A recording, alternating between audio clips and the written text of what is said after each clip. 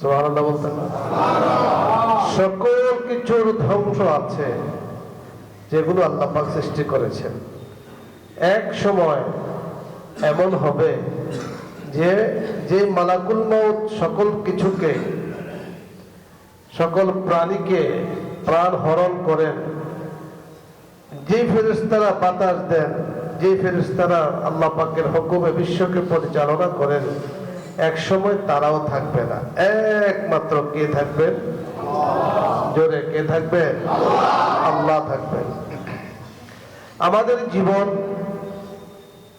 বিভিন্ন ভাবে বিভক্ত। আল্লাহ পাকের সত্তা সব সময় একরকম ছিল, আছেন এবং থাকবেন। কথা বলেন ঠিক কিনা? রব্বুল আলামিন এমন এক জাত, এমন এক সত্তা যে একসাথে আকাশের উপরে, আকাশের নিচে, জমিনের উপরে, জমিনের নিচে, সর্ব জায়গাতে সমস্ত গুণ এমন ভাবে, অর্থাৎ সম্মিলিত ভাবে, পরিপূর্ণ ভাবে, প্রশংসার সাথে যে সত্তার মধ্যে পাওয়া যায়, তিনি হলেন রব্বুল আলামিন। তিনি হলেন কি? রব্বুল আলামিন। আল্লাহু আকবার। আপনি একটু চিন্তা করে দেখুন, আল্লাহ পাক আমাদের এমন এক জাত, এমন এক সত্তা। জগতের অন্যান্য ধর্মের মানুষগুলো তারা বিভিন্ন বস্তুর পূজা করে। কেউ সূর্যের পূজা করে, কেউ চন্দ্রের পূজা করে, কেউ মূর্তির পূজা করে, কেউ গাছের পূজা করে, কেউ মাছের পূজা করে, কেউ অন্যান্য প্রাণীর পূজা করে। কথা বলেন ঠিক কিনা? খোদার অভাব নাই, তাদের প্রভুর অভাব নাই। হ্যাঁ, কিন্তু আল্লাহ রাব্বুল আলামিন পার্থক্য এখানে বুঝেন। ছোট্ট একটা মেসাজ দিলে বুঝে আসবে। হযরতে ইউসুফ আলাইহিস সালাতু ওয়াস সালাম, নাম শুনছেন না? কেমন সুন্দর ছিলেন? অনেক সুন্দর। হ্যাঁ, অনেক মানে কত? অনেক মানে অনেক সুন্দর। জামালে হুসনে ইউসুফ পর ফকদ আশিকে জুলাইখা থি, तुम्हारे रोए रोशन पर फदा सारे जहां थी। আল্লাহ পাক হযরতে ইউসুফ আলাইহিস সালাতু ওয়াস সালাম কে এত সৌন্দর্যতা দিয়েছেন, সুবহানাল্লাহ, এত সুন্দর দিয়েছেন। তৎকালীন জামানায় জুলাইখা সম্পর্কে বদনাম রটে গিয়েছে। জুলাইখা একজন কয়েদির উপরে আসক্ত হয়েছে। এই সংবাদ যখন জুলাইখার কাছে আসলো, তিনি চিন্তা করলেন, আমি কি ভুল মানুষের প্রতি আসক্ত হইলাম কিনা, একটু দেখা দরকার। তার হারেমের মধ্যে যত মহিলা ছিল সকল মহিলাকে এক জায়গাতে একত্রিত করেছে। উনি হযরত ইউসুফ আলাইহিস সালাতু ওয়াস সালামের সৌন্দর্যতা পরীক্ষা করছেন। এরপরে তাদের হাতে একটা ছুরি এবং একটা লেবু দেওয়া হয়েছে। ইউসুফ আলাইহিস সালাতু ওয়াস সালামকে তাদের কাছে, তাদের সামনে উপস্থাপন করার পরে এখন বলেছেন, তোমরা ছুরি দিয়ে লেবুটা কাইটা ফেলো। আল্লাহু আকবার।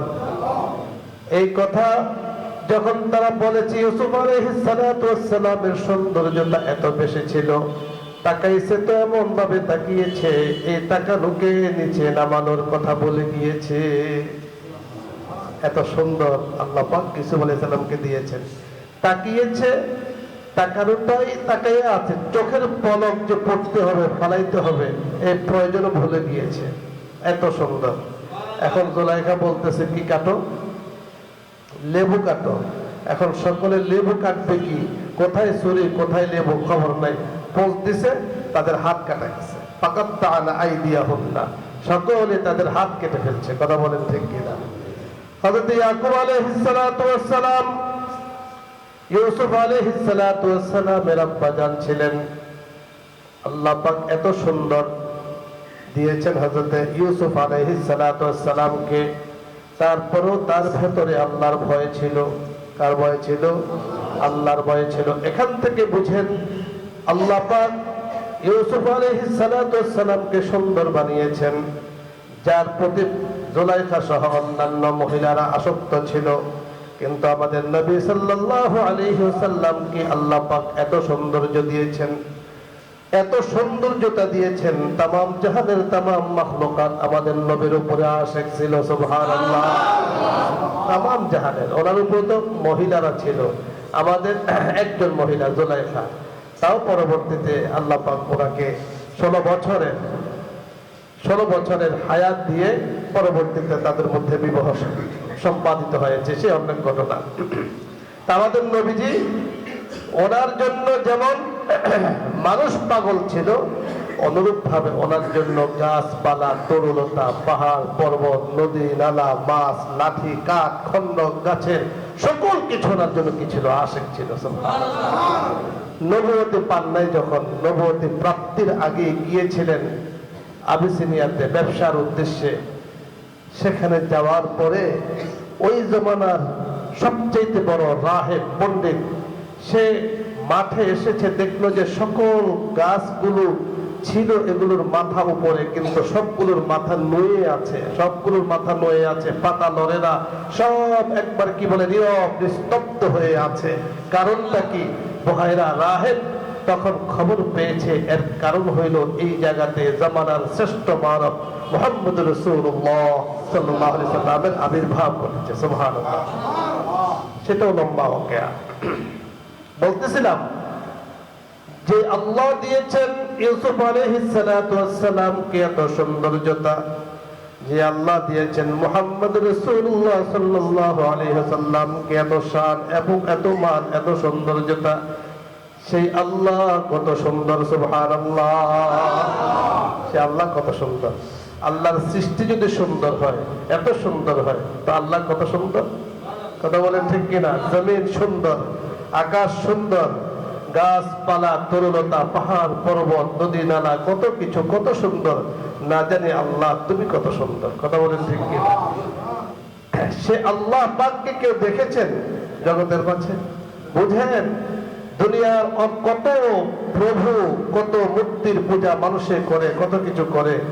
হযরত ইউসুফ আলাইহিস সালাতু ওয়াস সালামের যখন জুলাইখা বিভিন্ন ভাবে ওনাকে কুপ্রস্তাব দিয়েছিল, তো সেখানে একটা মূর্তি ছিল, যে মূর্তির পূজা তখন ওই ধর্মে জুলাইখা আগে যে ধর্মের অনুসারী ছিল, ওই মূর্তিকে ঢেকে রাখছে। হযরত ইউসুফ আলাইহিস সালাম বললেন, তুমি যে আমাকে প্রস্তাব দিচ্ছ, তো তোমার এই যে মূর্তি আছে এটা কিছু মনে করবে না? তো বলতেছে এটা মনে করার কোনো সুযোগ নেই, কারণ সে আমাকে দেখতে পায় না, কারণ সে আমাকে দেখতে পায় না। তো বললো যে তোমাকে যেহেতু দেখতেই পায় না, তাহলে তুমি একে ঢেকে রেখেছো কেন, ঢেকে রাখছো কেন? কয়ে সে আমাকে দেখতে পায় না, আমি তো তাকে দেখতে পাই। কথা বলেন ঠিক কিনা? তার সামনে অপকর্ম করতে আমার কি করে? লজ্জা করে। এজন্য সে আমাকে দেখতে পায় না, আমি তো তাকে দেখতে পাই। আর আমার জগতের মানুষ রচিত, মানবের হাতে নির্মিত যত মূর্তি আছে, যত খোদা আছে, এগুলো মানুষকে দেখতে পায় না, যারা তাদের পূজা করে তাদেরকে দেখতে পায় না। আর আমার আল্লাহ, আমরা আল্লাহকে দেখতে পাই না, আল্লাহ আমাদেরকে দেখতে পান। কথা বলে আমরা কি আল্লাহকে দেখতে পাই? কিন্তু আল্লাহ আমাদেরকে দেখতে পান। আর ওদের গুরু যে আবাদত করে সে দেখতে পায়, যার আবাদত করে সে দেখতে পায় না। কথা বলেন ঠিক কিনা? তো যে দেখতে পারে না সে আবার কি উপকারে আসবে? কথা বলেন। আমি যখন বিপদে পড়ি কে আমাকে উদ্ধার করবে? আমি যখন মুসিবতে পড়ি কে আমাকে উদ্ধার করবে? আমি যাবো কার কাছে? যে দিতে পারে তার কাছে তো যাবো। কথা বলেন ঠিক কিনা? হ্যাঁ, যে গাছে ফল আছে সেই গাছে মানুষের ঢিল মারে, যে গাছে ফল নাই সেই গাছে মানুষের কি মারে না? ঢিল মারে না। কথা বলেন ঠিক কিনা? আল্লাহর ওই জগতের মাঝে বহুত আছে, যে যার কাছে গেলে মাওলাকে পাওয়া যায়, তো মানুষ দলে দলে তার কাছে ছোটে। কথা বলেন ঠিক কিনা? গতকালকে আমরা নানুপুর থেকে আসলাম, ইসলামী মহাসম্মেলন। মানুষ রাত্র জাগরণ করে কত ভাবে কষ্ট করে সেখানে যায়, কিসের জন্য? একটু শিখার জন্য, একটু বুঝার জন্য। কথা বলেন ঠিক কিনা? তো বলতেছিলাম যে আল্লাহ আমাদেরকে দেখতে পান, যে আমার এই বান্দারা ইবাদত করতে গিয়ে তাদের কোনো সমস্যা হচ্ছে কিনা, আমার এই বান্দারা ইবাদত করতে গিয়ে, আমার জিকির করতে গিয়ে তাদের কোনো জায়গাতে কোনো বাধা আসছে কিনা, আমার এই বান্দারা ইবাদত করতে গিয়ে, জিকির করতে গিয়ে কোনো অসুস্থতা বোধ করছে কিনা, কোন সমস্যায় পড়লে আল্লাহ পাক উদ্ধার করেন। সুবহানাল্লাহ, আল্লাহ পাক কি করেন? উদ্ধার করেন। তাহলে এখন এখান থেকে পার্থক্য বুঝেন। মূর্তিগুলো যারা বস্তুবাদের পূজা করে, এগুলো হলো অসার। সূর্যের পূজা করে, চন্দ্রের পূজা করে, তারকারাজির পূজা করে, গাছের পূজা করে, মাছের পূজা করে, এগুলো হলো বাতিল। আমরা ওই আল্লাহর ইবাদত করি যে আল্লাহ আমাকে উদ্ধার করেন। সুবহানাল্লাহ, কথা বলেন ঠিক কিনা? ওই আল্লাহ যে আল্লাহ আমাকে কি করেন? উদ্ধার করেন। এখন বুঝেন, আল্লাহ পাক এমন সত্তা, সর্ব অবস্থায় হাইয়ুল কাইয়্যুম, সব সময় একরকম আছেন। আর মাখলুক আমরা যারা আছি, আমাদের হায়াতকে বিভিন্ন ভাগে ভাগ করা হয়েছে। ছিলাম কোথায় আমরা বলেন? আমাদের জীবনটাকে কয়েক ভাগে ভাগ করা হয়েছে। ছিলাম কোথায়? কোথায় ছিলেন? বাংলাদেশে? কোথায় ছিলেন? আলাস্তু বিরাব্বিকুম, ছিলাম রূহের জগতে, সকলে একসাথে ছিলাম, সকল প্রাণগুলো একসাথে ছিল। সকলকে একসাথ করে রব্বুল আলামিন একটা অঙ্গীকার নিয়েছেন। কি অঙ্গীকার? বলতেছে, তোমাদেরকে আমি সৃষ্টি করেছি, জগতের মাঝে থাকো আর এখানে থাকো, যেখানে থাকো, আমি তোমাদের রব। এই কথা তোমরা মানো কিনা? সকলেই আমরা একসাথে বলেছিলাম, আল্লাহ আপনি আমাদের রব, আমাদের কোনো সন্দেহ নাই, আপনাকে রব হিসাবে আমরা স্বীকার করি। সুবহানাল্লাহ। তো ছিলাম রূহের জগতে, এই একটা অবস্থা আমাদের তখন ছিল। সকলেই এক ছিলাম, শত্রুতা ছিল না, মহাব্বতে ভরপুর ছিল। সেখান থেকে আসলাম কোথায়? দুনিয়ার জগতে। কোথায় আসলাম? দুনিয়ার জগতে। দুনিয়ার জগতে আসার পরেও আমাদের হায়াত কয়েক ভাগে বিভক্ত। ছিলাম ছোট, একেবারে শিশু, নড়াচড়া করতে পারি না, হ্যাঁ, শুধু কান্না করতে পারি, এতটুকু আল্লাহ পাক শিখিয়েছেন। কান্নার থেকে আস্তে আস্তে হাসতে শিখিয়েছেন। কথা বলেন, কোন শিশু কি জমিনে পড়ে কান্না করে না হাসে? হ্যাঁ, মনে হয় যে কেউ কেউ হাসেন, মনে হয় যে জমিনে পড়ে হাসতেছে। কথা বলেন, শিশু যখন দুনিয়ার বুকে আগমন করে সর্বপ্রথম সে কান্না করে।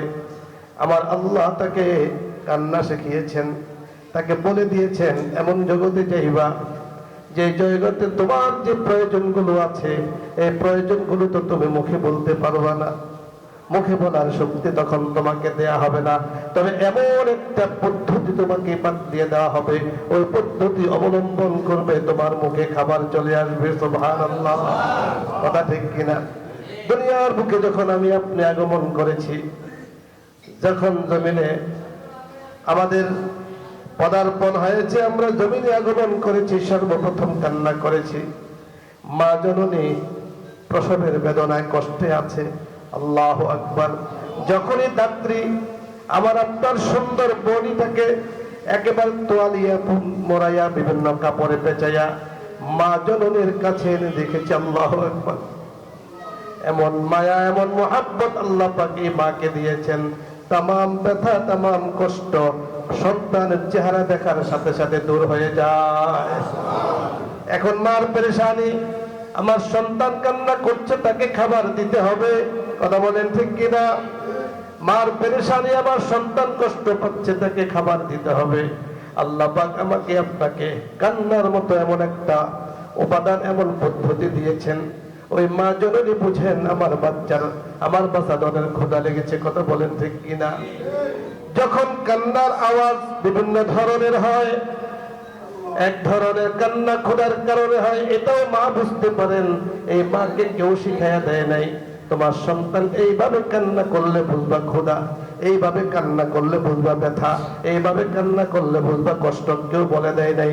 আল্লাহ পাক কুদরতি মার ভিতরে দিয়ে দিয়েছেন। ক্ষুধার কান্না একরকম, তার ব্যথার কান্না আরেক রকম, কষ্টের কান্না আরেক রকম। কথা বলেন ঠিক কিনা? দেখবেন সন্তান যখন কান্না করে, তো আশেপাশের লোকজন গিয়া বলে তোমার বাচ্চাটা কান্না করছে, মনে হয় ক্ষুধা লেগেছে। তো মা বলে ক্ষুধা না, আসলে ওর মনে ওই কোনো জায়গাতে ব্যথা আছে, বুঝতে পারে, শরীরটা জ্বর। কথা বলেন, তার মাথা ব্যথা মা বুঝতে পারে। তো আল্লাহ পাক তখন শুধুমাত্র কান্নার পদ্ধতি আমাদেরকে দিয়েছেন। এই মা জননী আস্তে আস্তে আস্তে আস্তে তার সেবা করতে করতে একটা পর্যায়ে ছোট্ট বাচ্চা আগে কান্না করতো, এখন তার কাছে ভালো লাগলে সুন্দর করে মুস্কি হাসি দেয়। কথা বলেন ঠিক কিনা? আল্লাহু আকবার। সে হাসে, মার কলিজাটাও হাসে। আল্লাহ, मोहब्बत एक अजब शय है बयां करना नामुमकिन है। मोहब्बत एक अजब शय है, बयां करना नामुमकिन है, न मरता हो न जीता हो, अजब हालत क्या हुई। এর নাম মোহাব্বত। মা বুঝতে পারে। এরপরে আস্তে আস্তে হাসতে শিখেছি, কথা বলতে শিখেছি, বড় হচ্ছে এই একটা অবস্থা। হ্যাঁ, আগে আমি উঠে বসতে পারতাম না, এখন বসতে পারি। আগে দাঁড়াতে পারতাম না, এখন দাঁড়াতে পারি। আগে হাঁটতে পারতাম না, এখন হাঁটতে পারি। আগে চলতে পারতাম না, এখন চলতে পারি। আগে মায়ের চোখে চোখে রাখতাম, এমন বয়স চলে আসে যে মা আমাকে চোখে চোখে রাখতো, এমন বয়স উপনীত হয়ে যায় আমি মাকে চোখে চোখে রাখতে হয়। কথা বলে ঠিক না? এরপরে আস্তে আস্তে যৌবন বয়সে আমরা উপনীত হয়েছি, দুনিয়ার এই প্রান্ত থেকে ওই প্রান্ত পর্যন্ত চলে গিয়েছি, কাউকে জিজ্ঞেস করতে হয় নাই।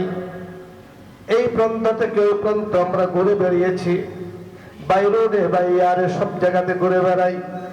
জীবনটা ক্ষয় হয়ে যাচ্ছে, জীবনটা শেষ হয়ে যাচ্ছে।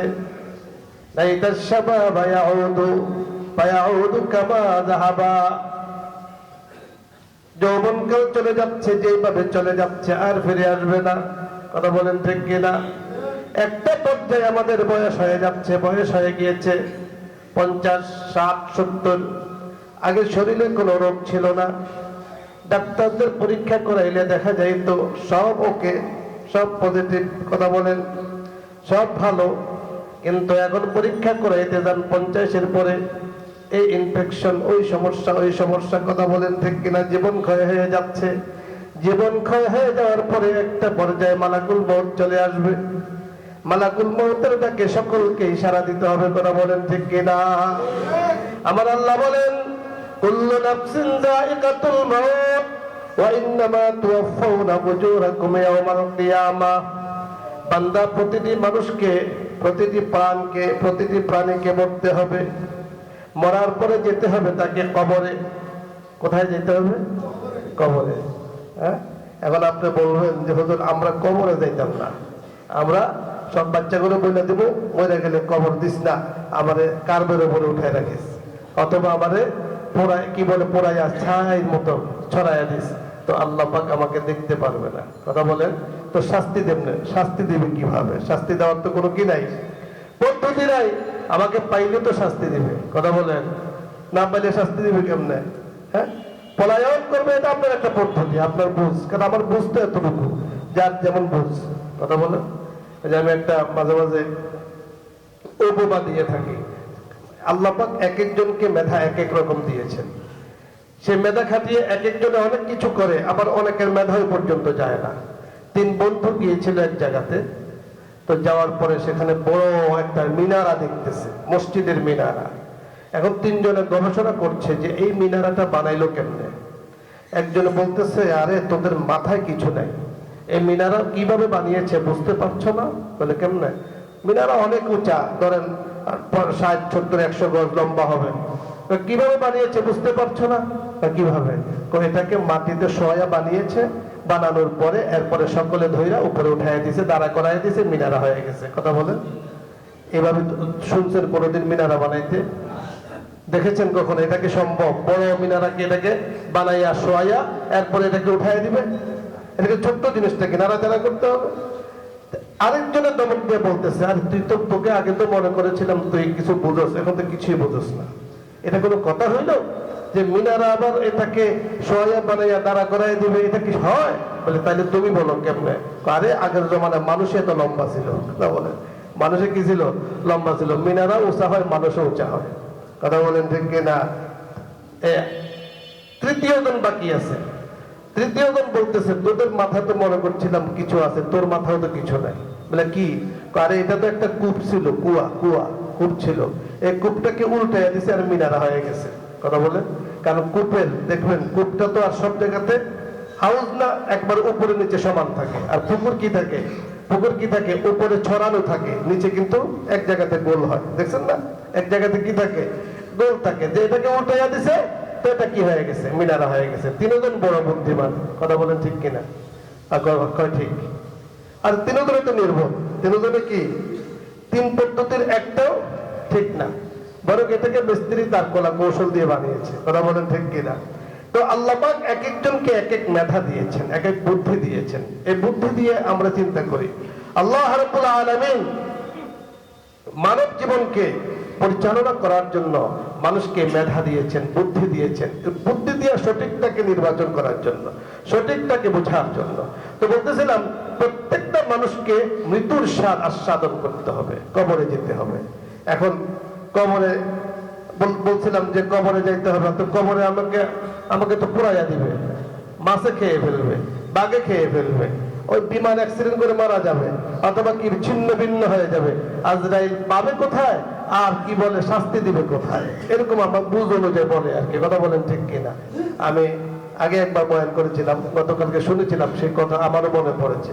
হযরত মাদানী রহমতুল্লাহ আলাইহির কাছে একবার এক পণ্ডিত এসে বলতেছে, হুজুর আপনারা বলেন ফেরেশতা ওই জায়গাতে আসে না যেখানে কোনো ছবি থাকে, প্রাণদান কোনো ছবি থাকে, সেখানে রহমতের ফেরেশতা আসে না।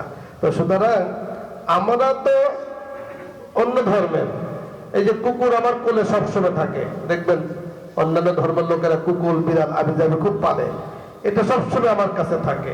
তো সুতরাং যেহেতু আমার কাছে থাকে, আমার কাছে আজরাইল আসতেও পারবে না, আমার প্রাণও কবজা করতে পারবে না। উনি খুব ভালো বুঝছেন, কথা বলছেন। হযরত হুসাইন আহমদ মাদানী রহমতুল্লাহ আলাইহি বলছেন যে মানুষের কাছে রহমতের ফেরেশতা তোমার কাছে আসবে না, খেয়াল করবেন, তোমার কাছে আসবে না। তুমি যেই ধরনের নাপাক, তুমি যেই ধরনের প্রাণীর ছবি ধারণ করেছ, প্রাণীকে তোমার সঙ্গে ধারণ করেছ, ঠিক তোমার পজিশন অনুযায়ী আজরাইল তোমার কাছে আইসা তোমার জানটা কবজা করবে। কথা বলেন ঠিক কিনা?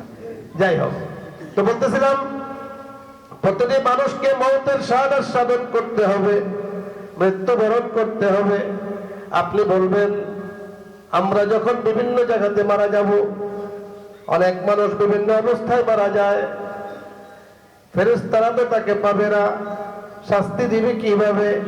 মনে রাখবেন, আল্লাহ পাক আমার আপনার যে বডি দিয়েছেন, এই বডির মধ্যে আল্লাহ পাক